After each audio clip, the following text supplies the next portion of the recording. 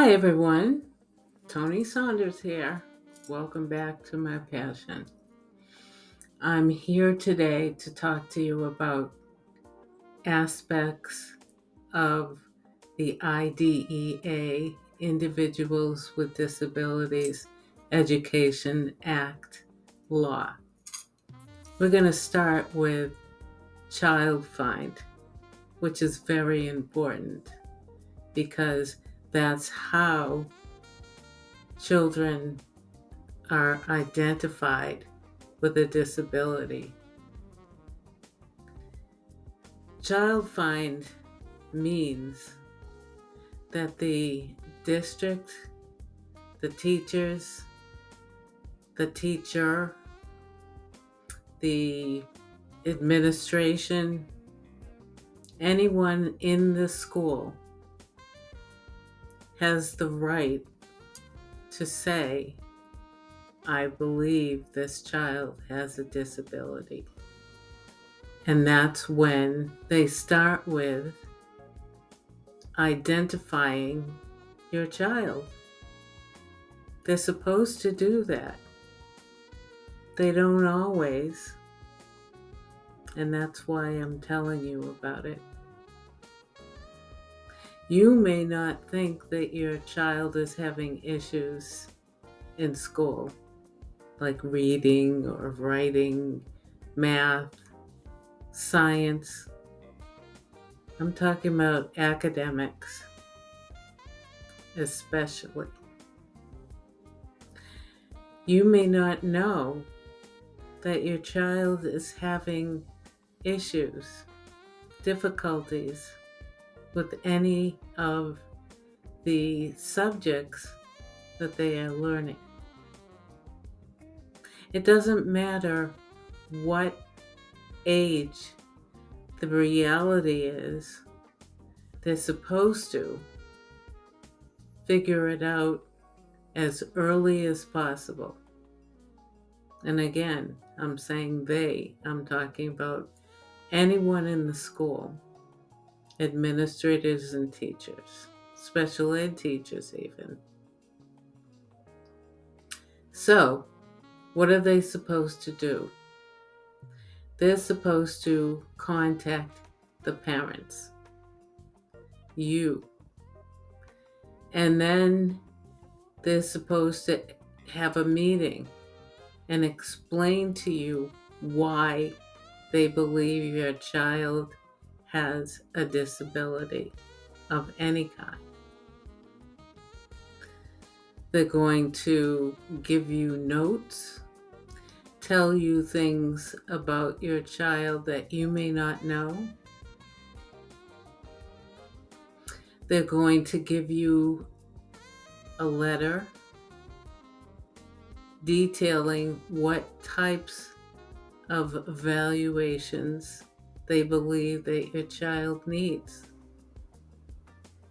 And then they have 45 days to do the testing and then have a meeting to go over the testing. And you have the right to have the testing at least 2 days, 48 hours prior to the meeting.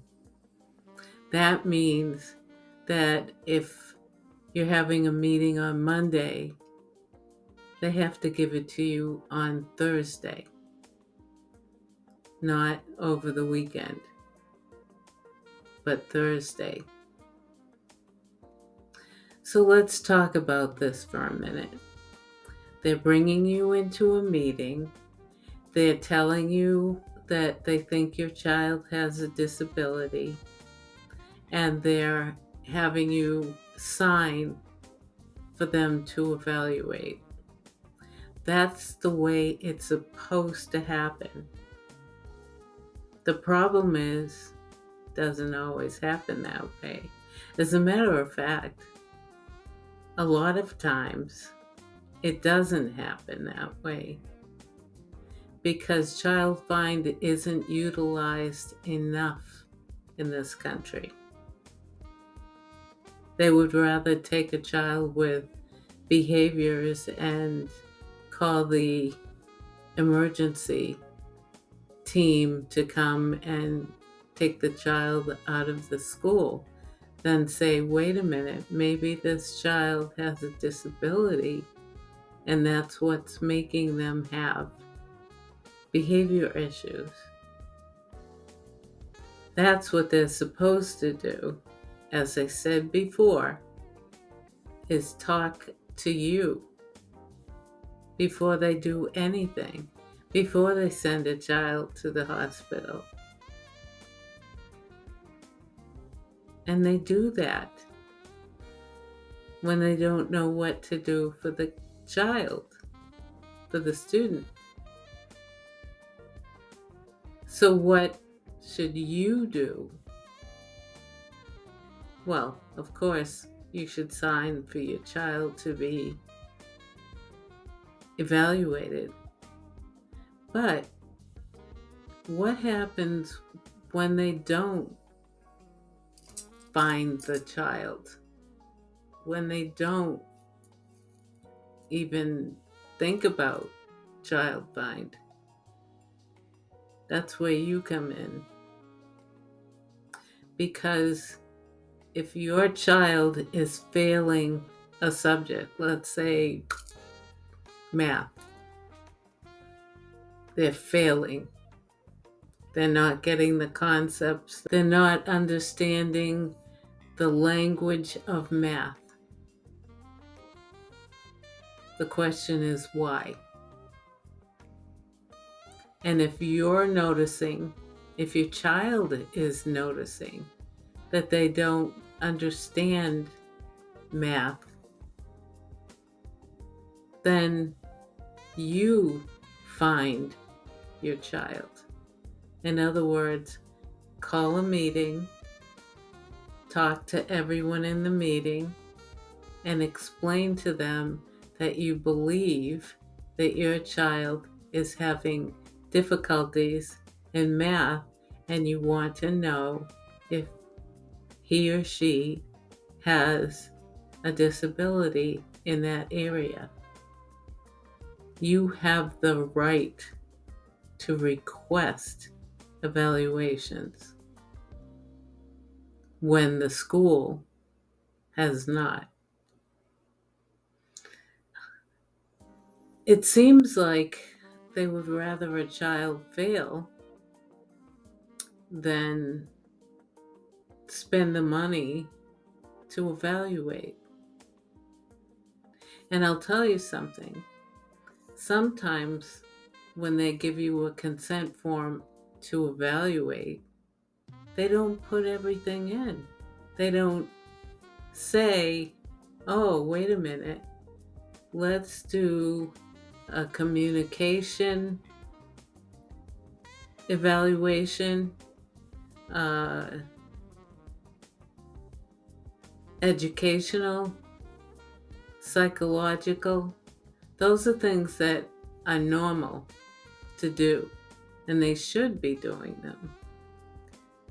Because there are certain numbers that you're going to see. And if you look back at the bell curve that I talked to you about, there are certain numbers that tell you that the child has a disability in specific areas. And if you need to, give me a call. Send me an email. Because if you're not sure, you should be adding your child to the list to be evaluated. Understand, it takes money to bring in school psychologists and the occupational therapist or whoever needs to be in the room at the end of the evaluation time. You want as much information as possible. And that's how you find a child with a disability. It's not that They're being lazy, not paying attention. Oh, it must be ADHD because they don't pay attention. You don't know. You have to find out. That's what the evaluations are for. And remember, I said 45-day evaluation. That means they have 30 days to do the evaluation and 15 days to have the meeting. And you get the evaluations, all of them, 48 hours prior to the meeting. And that's important, like I said, because there are some kids out there that are failing and frustrated. That's when behaviors start. I know I can't read, therefore, when they ask me to read, I'm going to do something to get kicked out of the classroom. Who said the kids aren't intelligent? That's the only thing they know. Escape. Escape. I would escape. You would escape if you didn't have to do something and you didn't want to feel like a fool. Children have no idea what they can do and what they can't do until they're taught, until they're educated. Then you can find out exactly what they can't do, because they'll come home and they'll say, Mom, Dad, I've tried this homework, I just can't do it. I've been trying at school and I just can't do it. So what do? Try harder? No. You say, okay, babe, I've got your back. I'm going to find out. We're going to have you tested and we'll know what you need. Child find. And don't forget, subscribe. Keep watching, because as time goes on, you're going to be learning a lot about special education. So please, subscribe. Leave a comment. Whatever you need, I'm here. Thank you.